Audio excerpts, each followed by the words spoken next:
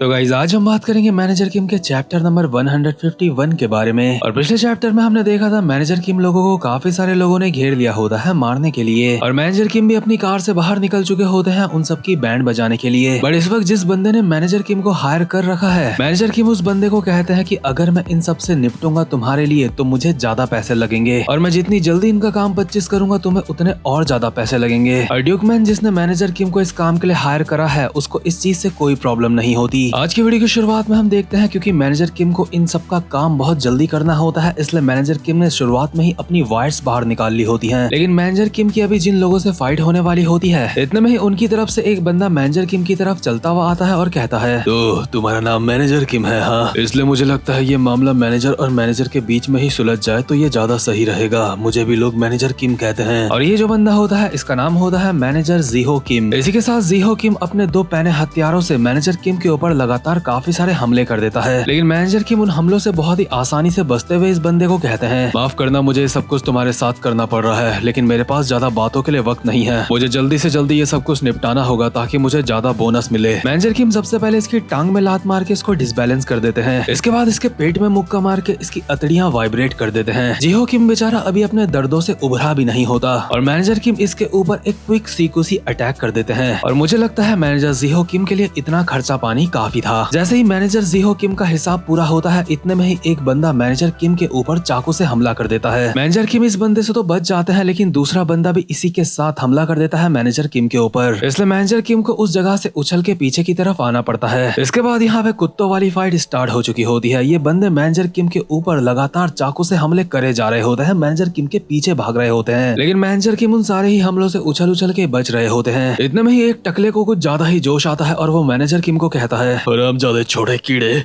इधर आ। बट इससे पहले कि ये बंदा मैनेजर किम को गुस्से में आगे मारने के लिए जाता, यहाँ पे जितने भी बंदे होते हैं उन सबको रियलाइज होता है कि उनके चारों ओर वायर्स बिछ चुकी हैं। इसका मतलब अगर इनमें से किसी ने भी हिलने की कोशिश करी तो इनका काम 25 यहाँ पे ऑन द स्पॉट ही हो जाएगा। इसके बाद मैनेजर किम इन सबको कहते हैं, तुम लोगों का खेल खत्म हो चुका है, मैं यहाँ पे 1 मिनट से ज्यादा नहीं बिताऊंगा। और कमाल की बात है मैनेजर जीहो पार्क अब भी अपने पैरों पे खड़ा है। मुझे तो लगा था सीक्यूसी पढ़ने के बाद इस बंदे की हालत खराब हो चुकी होगी और ये जमीन में पड़ा होगा, लेकिन अभी वायर से घिरने के बाद ये बंदा मैनेजर किम को हाँफते हुए कहता है, आखिर तुम कौन हो? आखिर ये सब कुछ क्या है? क्या तुम किसी टाइप के एक्स ब्लैक ओप्स का हिस्सा रह चुके हो? मैनेजर जीहो किम के हिसाब से ब्लैक ओप्स काफी ज्यादा खतरनाक लोग होते हैं, लेकिन मैनेजर किम को समझ नहीं आ रहा होता है कि मैनेजर किम इसको बताएं कैसे कि वो ब्लैक ओप्स के भी बाप हैं। इसलिए मैनेजर किम कहते हैं, क्या ब्लैक ओप्स? हाँ, तू ये कह सकता है। और मैनेजर किम बहुत ही स्पीड में इसकी तरफ आते हैं और जो ये हमला मैनेजर किम के ऊपर कर रहा होता है उसको अपने एक हाथ से रोक देते हैं। इस बंदे के साथ इस तरह से खेलते खेलते मैनेजर किम कार में बैठे ड्यूकमैन से कहते हैं, सर मेरा आपसे एक सवाल है, क्या मुझे इन सबको जान से मारना है? लेकिन ड्यूकमैन का मैनेजर किम के साथ थोड़ा सा खेलने का मन कर रहा होता है, इसलिए वो कहता है, नहीं, तुम्हें उन्हें जान से नहीं मारना है, बिना किसी को भी जान से मारे मुझे सील ऑफ एग्रीमेंट ला के दो। यानी कि मैनेजर किम जिन लोगों से फाइट कर रहे हैं उनके बॉस से, जो कि यही कार में बैठा हुआ है, उससे मैनेजर किम को एक कागज के ऊपर स्टैंप मरवाना है उसकी मर्जी से, और वो भी बिना किसी को जान से मारे। हालांकि ये चीज काफी ज्यादा चैलेंजिंग होती है, लेकिन मैनेजर किम को इस चीज से कोई दिक्कत नहीं होती। मैनेजर किम अपने सामने वाले बंदों को मारते हुए कहते हैं, ठीक है, मैं समझ चुका हूँ, जैसा कि तुमने कहा बिना किसी को मारे मुझे वो एग्रीमेंट लेना है, बिल्कुल वैसा ही होगा। साथ साथ में मैनेजर किम अभी इन सबको बहुत ही बढ़िया करके तोड़ रहे होते हैं, और जो इन सबका बॉस योंगजिन होता है वो कार में बैठ के ये सब कुछ देख रहा होता है और काफी ज्यादा हैरान हो रहा होता है। मैनेजर किम को देख के योंगजिन के भी पसीने छूट चुके होते हैं और वो अपने मन में कहता है, आखिर साला ये हरामजादा है कौन? लेकिन अब तक मैनेजर किम ने इसके सारे के सारे बंदों को लेटा दिया होता है जमीन में, और इसकी कार के बगल में आके इसको प्यार से कहते हैं, नाउ देन, लगता है एग्रीमेंट करने का वक्त आ चुका है। और हाँ, ये बात ध्यान रखना, मुझे यहाँ पे 1 मिनट से ज्यादा बिताना बिल्कुल भी अच्छा नहीं लगेगा। अगर तुमने 1 मिनट के अंदर एग्रीमेंट में अपना स्टैंप नहीं मारा तो मैं इस बात की बिल्कुल भी गारंटी नहीं दे सकता कि तुम्हारे साथ क्या हो सकता है। योंगजिन की अभी फटी बड़ी होती है, साथ ही में वो काफी ज्यादा हैरान भी होता है, इसलिए वो कहता है, तू साले आखिर तू है क्या? वहीं दूसरे सीन में हम देखते हैं मिंजी उस जगह पे होती है जहाँ पे उसको अपनी पार्ट टाइम जॉब करनी है, लेकिन उसकी पुरानी क्लासमेट हायरी जू भी अभी यहीं पे होती है, जो कि यहीं काम करती है और छुप के उसको देख रही होती है और अपने मन में कहती है, क्या मिंजी किम, आखिर ये कुतिया यहाँ पे क्या कर रही है? लेकिन इस बात से कोई फर्क नहीं पड़ता, यही वो कुतिया है जिसने मेरे परिवार के साथ पंगा लिया था, इसकी ही वजह से मेरी जिंदगी बर्बाद हो चुकी है।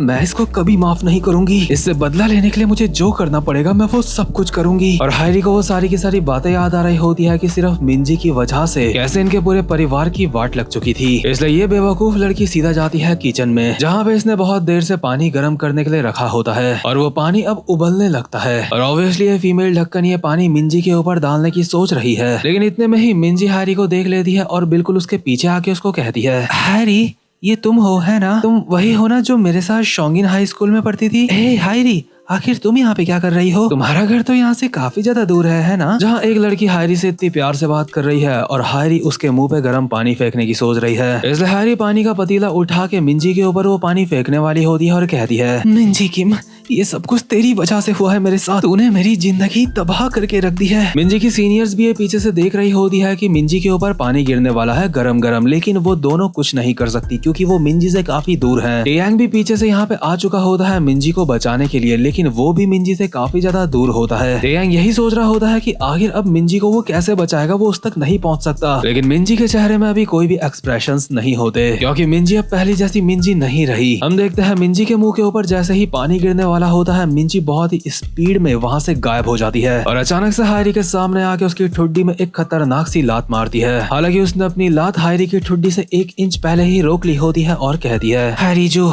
तू बिल्कुल भी नहीं बदली है। क्या तुझे अब भी ऐसा लगता है कि मैं पहले की तरह एक बेचारी लड़की हूँ? और अभी हमें हायरी के पीछे एक झलक दिखाई जाती है हांशू शियोंग की। इसका मतलब हांशू ने मिंजी को ट्रेनिंग दी है और मिंजी हांशू की एक स्पेशल स्टूडेंट बन चुकी है। मिंजी हांशू की ट्रेनिंग से कम इतना बेहतर तो बन चुकी है कि कोई भी ऐरा गैरा उसको ऐसे ही परेशान नहीं कर सकता। वहीं दूसरी तरफ हम देखते हैं मैनेजर किम ने योंगजिन से पेपर पे स्टैंप मरवा दिया होता है और ड्यूकमैन को दे दिया होता है। ड्यूकमैन ये चीज देख के काफी ज्यादा इम्प्रेस होता है और सोच रहा होता है कि इस बंदे ने इतनी जल्दी ये सब कुछ करा कैसे। ड्यूकमैन को लग रहा होता है कि मैनेजर किम ने ये सब कुछ 1 मिनट के अंदर अंदर करा है और मैनेजर किम की भी यही इंटेंशन थी, लेकिन शायद योंगो मैनेजर किम से हल्का हल्का जल रहा है, इसलिए वो कहता है कि मैनेजर किम ने ये 1 मिनट के अंदर नहीं करा है, उन्हें 1 मिनट 20 सेकंड लगे हैं। पर ड्यूकमैन को इस बात से कोई फर्क नहीं पड़ता है कि 1 मिनट लगा है या फिर 1 मिनट 20 सेकंड। वो तो बस मैनेजर किम की इस काबिलियत को देख के काफी ज्यादा खुश होता है। इसलिए ड्यूकमैन मैनेजर किम को कहता है, खैर जो भी हो, टॉम ने बिल्कुल परफेक्ट बंदा चुना है, तुम चिंता मत करो, मैं इस बात का ध्यान रखूंगा कि तुम्हें तुम्हारा बोनस जरूर मिले। लेकिन मैनेजर किम इस बंदे से ज्यादा बात करने में इंटरेस्टेड नहीं होते क्योंकि मैनेजर किम को इस बंदे के साथ पर्सनली इन्वॉल्व नहीं होना है। इसलिए मैनेजर किम बस इतना कहते हैं, मेरा अगला मिशन क्या है? हमारे बीच में एग्रीमेंट हुआ है ना? मैंने ये स्टैंप वाला पेपर तुम्हें लाके दे दिया है, इसका मतलब ये है कि हमें अपने प्लान को आगे बढ़ाना चाहिए। तो मुझे बताओ मुझे अगला काम क्या करना है? माफ करना, मुझे इन्वेस्टमेंट और एरिया कंस्ट्रक्शन के बारे में ज्यादा नॉलेज नहीं है, लेकिन चाहे मेरा अगला मिशन कोई भी हो, अगर तुम मुझे उसके बारे में डिटेल देते हो तो मैं इस बात का ध्यान रखूंगा कि बिना चूके मैं उस मिशन को पूरा कर सकूं। ड्यूकमैन कहता है,